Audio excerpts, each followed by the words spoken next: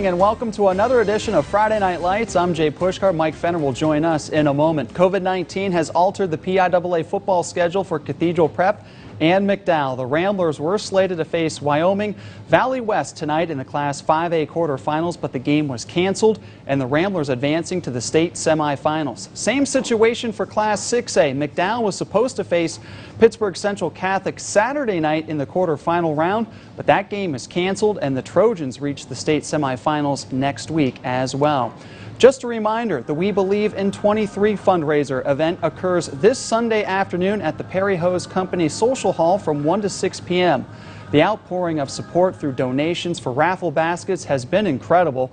The fundraiser event is for McDowell football player Johnny Heibel, who suffered a serious head injury back in September and continues to recover in the hospital.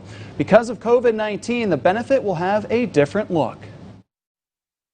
We've created a sort of walk-through benefit experience, so you come in, you pay your donation, the baskets will all be separated by a distance, you put your tabs in where you want, and then there'll be takeout individually wrapped food for you to take with you. Once again, the fundraising event is this Sunday, November 15th from 1 to 6 p.m. at the Perry Highway Hose Company Social Hall. You can also make a donation at any Marquette Savings Bank location.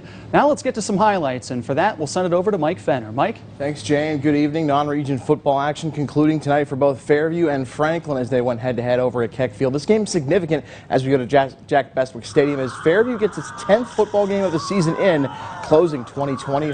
Tigers hoping to stay over 500 against Matt Turk's Franklin Knights. No score in the first. Franklin freshman QB Cole Buckley picks up a first down to All-State wide receiver and senior Cade Adams, but the drive stalls. Late first quarter, Sam Zablotny runs in for a touchdown and 3rd and goal at the 1 after a point after misses. It's 6-0 Fairview with the lead. Mid-first half, Franklin gets on the board. Nathan Fenningworth with the 20-yard field goal makes it 6-3. Ensuing Fairview possession, Tigers quarterback Tyler Corbin keeps it and takes off, going 43 yards to pay dirt. Blocked PAT, but the touchdown good, 12-3. More from Fairview. Corbin, the slant pass to Logan Frazeo, who breaks free and goes for 56 yards and the touchdown. Corbin with 61 yards passing, 2 TDs to go along with 89 yards on the ground and a score. Tigers go for 2, and Corbin finds Jared Januso on the successful try. Makes it 20-3 Tigers. That was your halftime score. Fairview with 10 more points in the 4th. And congrats to the Fairview homecoming king and queen as well as the entire court tonight as the football team gets the win 30-3. They finished the season 6-4 in year 1 under Mark Sobolewski. Now to playoff action out of town. PIAA playoffs, 3A state quarterfinals. Hickory and Bedford. It's 6-0 Bedford, or 6-0 Bedford after 1 quarter. And in the second, Hickory's Michael Henwood fires a deep bomb. Good over the middle for 46 yards to Matthew Canone for the Hornets touchdown, 7-6 Hickory. Elijah Cook scored 3 rushing touchdowns on the night, and Mercury Swain, what a name, scoring 2 as well for Bedford in this one. Hornets would come back, though, trying to get back in this one, and off the run, they'll get into the red zone.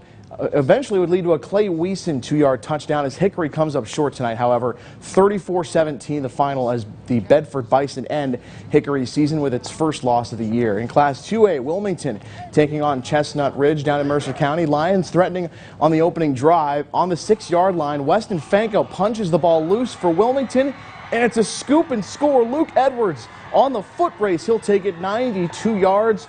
For the Greyhounds touchdown, 7-0 lead with the offense not even having taken a snap. Wilmington on offense, though, they were unstoppable once they got on the field. It's Ethan Susan taking the pitch, and he is gone here. 26 yards to the house. He had 6 touchdowns on the night, just getting started here. And then later in the second, same play here for Susan, who takes off. Same result, as we said, 6 scores. This one goes for 45 yards. He had 316 yards on the ground on 28 carries and those 6 TDs. Hounds go for more than 600 yards rushing, and they roll 56-29. Wilmington will advance to the state semifinals, getting the winner of Beaver Falls and Stowe Rocks with that game set for tomorrow at 5 o'clock. And for tomorrow in Class 4A, the run continues for unbeaten Oil City against Upper Moreland. It's a 1 o'clock kickoff from Hollidaysburg in the state 4A quarterfinals. And in Class 2A, Class A for Reynolds, they'll head to Brockway tomorrow at 4 p.m. for the state quarterfinals. They'll take on Red Bank Valley. Jay?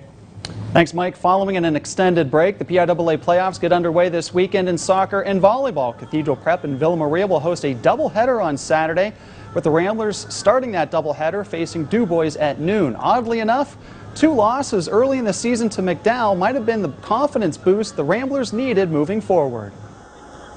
Beginning of the season, we didn't have a lot of confidence. Losing the first game to McDowell really set us back, and I feel like we've grown as people and soccer players, but I feel like our touches have gotten better, our fitness has improved a lot, and we're a lot more confident. This is one of the most dedicated teams you'll ever see. Everyone puts in a lot of hard work, and we always build each other up and try to push each other to the max. Going into the game, we have to be very sharp mentally and take care of our bodies off the field if we have any knocks or anything. But yeah, I think ultimately focus and having the right mindset going into the game is going to be crucial for us. All you ask at the start of the year is, to keep playing and get a chance, and we have a chance Saturday against Du Bois, and if we do well there, then hopefully state semifinal next week, and that's all the goals are still in front of us, so just excited for this journey for sure.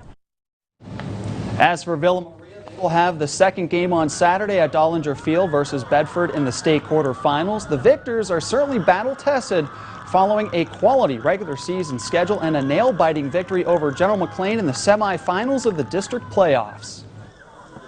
Knowing that we're one of the last teams, honestly, is like a great accomplishment from coming from all the teams in Erie, such high competition, and knowing that we're so close is just so, like, we're right there, and it's just so amazing to be able to be in this position right now. We're much closer as we were in the beginning of the season. Our chemistry on the field is much greater.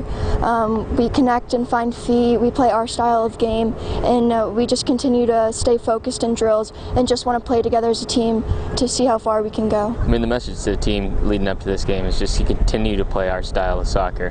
Get the ball on the ground, knock it around, don't panic. If you go down 1-0, just continue to fight back. This team's gone through some adversity, especially against General McLean in the semifinals, so we know what it feels like to be down 1-0 against a good team and just continue to keep fighting. Back to boys soccer, the Fairview Tigers take their unbeaten record of 18-0-1 on the road for the PULA Class 2A quarterfinals. The District 10 champions are loaded with talent and depth, but it was the commitment by everyone in the program that is making this championship season even possible.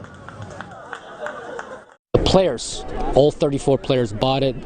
Parents bought into it. We did everything we could to stay safe, with masking and, all the protocols that we had to go through, and to have everybody preseason, every single one of them show up, every practice.